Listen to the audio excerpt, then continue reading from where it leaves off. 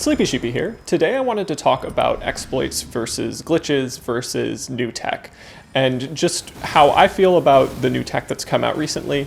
And this is all related to a recent video that I put out using Perfect Block and Hunch Running a little bit, and just giving it a try. And there was some discussion in the comments where some people were saying that it needs to be patched immediately, that it's harmful to the game, and I wanted to address some of that thinking and where I feel about it.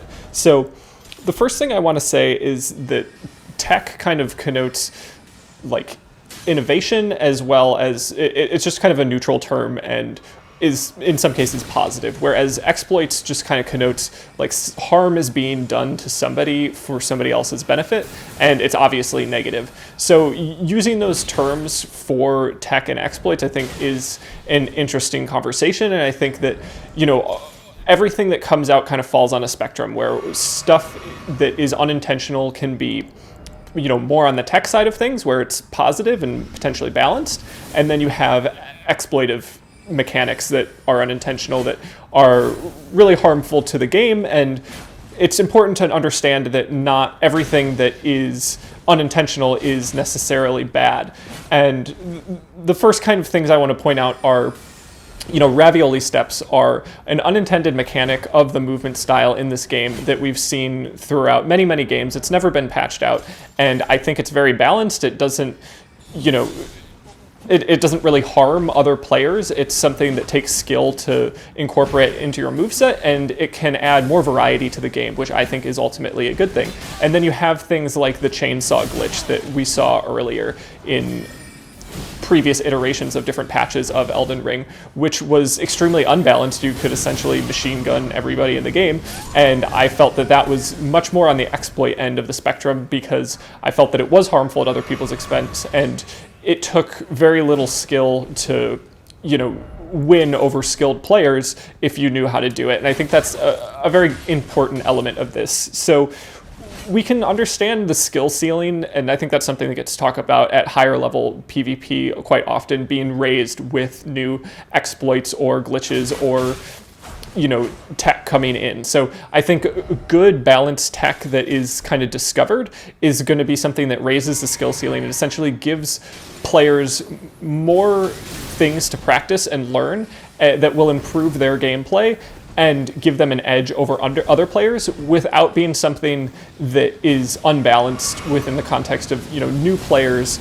might learn this and then immediately have an overwhelming advantage over skilled players. So if we look at perfect blocking, that's a tech that I think is going to be very interesting in the long term, where we have something that you can negate status kind of procs when it comes to madness as well as sleep. And you also take some risk in that process. If you're running in to perfect block a madness buildup, if you fail to do that successfully, you'll take that hit and get madness buildup and potentially die in the process. But if you're successful with it, you'll avoid that status effect. And that almost balances out an element of this game that I think a lot of people felt was unbalanced and is potentially intended, which is status buildup on iframes. So you can roll through madness, still get the phantom hit, and the proc will go off. You'll be stuck in the madness animation, and now there's a way to counter that. So it can be useful to have elements of tech which essentially balance the game. Even if there's an intended mechanic, you can use an unintended mechanic to take away an element of the game that I think a lot of people feel is unfair, which I think is really cool. And another example of that is AFK farming, where you have players utilizing a mechanic that I don't think was intended, which is, using your horse to get to an area that can't be reached by invaders. And then you have another mechanic, which is the Marika's hammer swap, which is also unintended, to kind of balance that out. And we don't hear a lot of complaints surrounding Marika's hammer swap, because it only affects players that are using an exploit. And I think this is why the hammer swap is a piece of tech rather than an exploit, because it doesn't harm anybody's playthrough who's playing the game normally. It only counters an element of the game that I think is an exploit. So that's my opinion on Marika's hammer swap versus AFK farming. I think everybody might see it a little differently, but I think, at least as an invader, I'm in the majority here, where people see Marika's hammer swap as a useful tool nobody really cares about it if they don't AFK farm, and AFK farmers, I think, are largely understood to be kind of in the wrong when it comes to playing the game and levels of fairness and levels of balance, because again, you can have a low skill player that AFK farms and essentially wins out on a high skill player. Functionally it's not really winning, but it's, preventing that high skill player from interacting in the way that I think the mechanics were intended, and to the detriment of, everybody's experience for the most part. So I'll also talk about how it raises the skill ceiling a little bit, where you can have groups of players who are, very well versed in everything that's known within the game, and then something new comes out, and that means that they have something new to learn and something new to incorporate within their play style. And I think that's really a beneficial thing to see throughout a game's life cycle, is even if the new mechanics aren't provided by the developers in like a new release with patch notes and everything, it is something that changes the gameplay for the better, because you have more variety in the way that you can play the game, and with that greater variety comes more complexity, and with more complexity I think you just get more fun for the most part, and it doesn't really take away from lower skills players' ability to play the game, because if the game is balanced, which we would want it to be, those low skill players would lose regardless of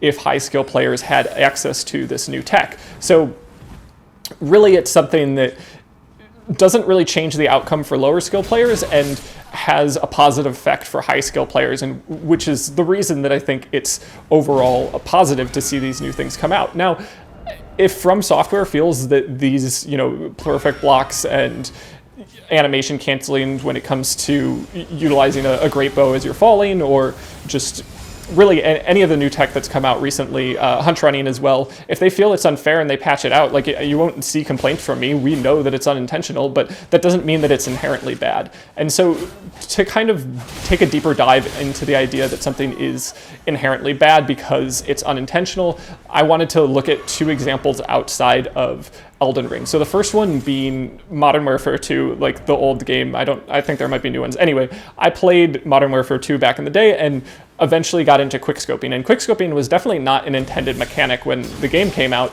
but it's something that added a whole bunch of depth to the game and really breathed new life into the game as a whole. And having that high risk, high reward play style that takes time to master and is rewarding when you do master it is important to a game's life cycle. And I think it's really interesting to have that available and to have something new come into a game, maybe later than intended, after the DLC comes out and the game is no longer being updated by the developers. If you find a new mechanic and it changes the way the game can be played, if it's not game breaking, then I think that's great, and it's interesting for the growth of a game. So the other kind of unintentional mechanic that I'd like to point out is one in Skyrim. So you take a game that has no PvP at all to it, and you look at the AI for the foxes in that game. So if you're unfamiliar, the AI and the foxes for that game would run away from the player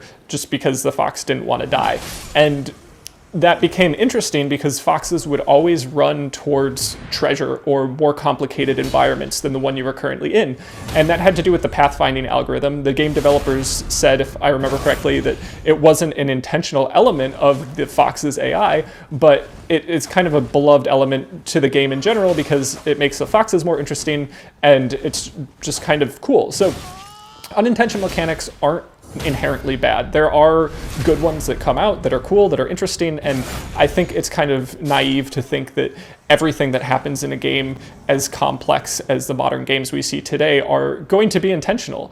And saying that all of them are bad and need to be patched immediately, I think is a little bit of a closed-minded approach. It doesn't allow for the nuance that I think mechanics and just complicated games in general deserve. I think all of that deserves nuanced discussion, and I'm not saying that we have perfect mechanics, and I'm not saying that none of this should be patched out. I just think that people should be open-minded when new mechanics come out. If it's the chainsaw glitch, I was very unhappy to see when that chainsaw glitch came out. I didn't think that was cool. I thought it was very unbalanced, just obviously.